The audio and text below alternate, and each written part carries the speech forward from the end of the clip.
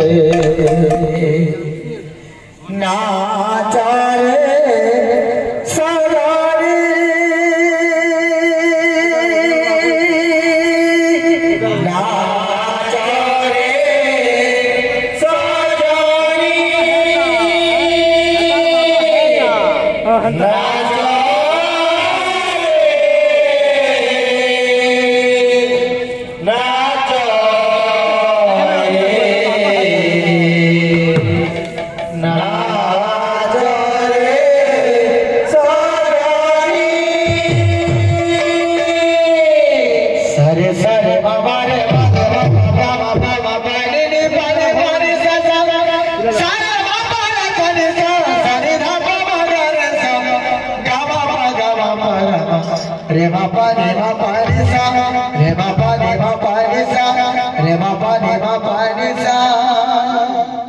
सुधीर भाई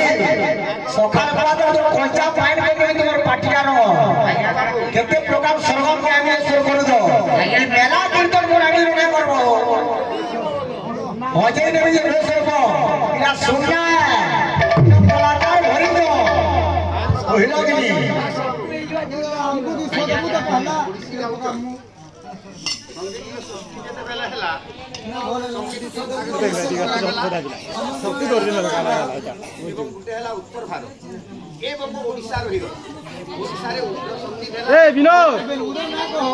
time makeup करवा हां जेतकी टाइम होगा तमने वापस करो केते बेले गीत गाइबे आरोह एवं अवरोह जेंटा की संगीत दर्पण रे लिखा है आरोहण एवं अवरोहण एटा के ध्यान देबे सतंत्र हमें पहला पूछिए कि षडजम ऋषभ पंचम भैभक निषाद ई शब्द रखे आरोह अवरोह के धरी धरी ओडिसी लगा का वाला जिंजू कांदर रखनी वाला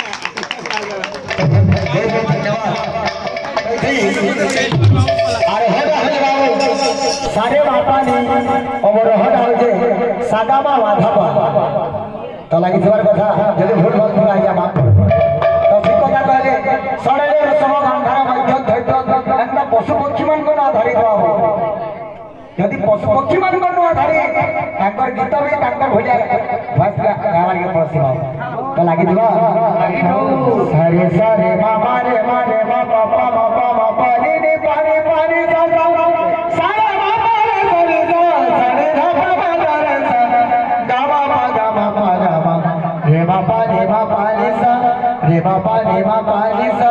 रे बाबा रे बाबा रे सा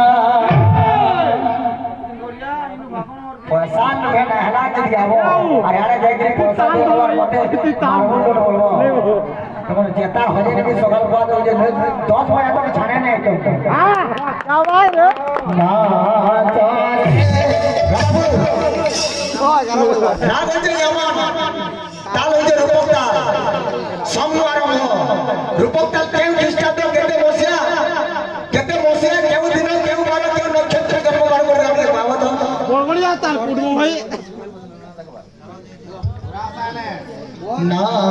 चारे चारे ना चारे ना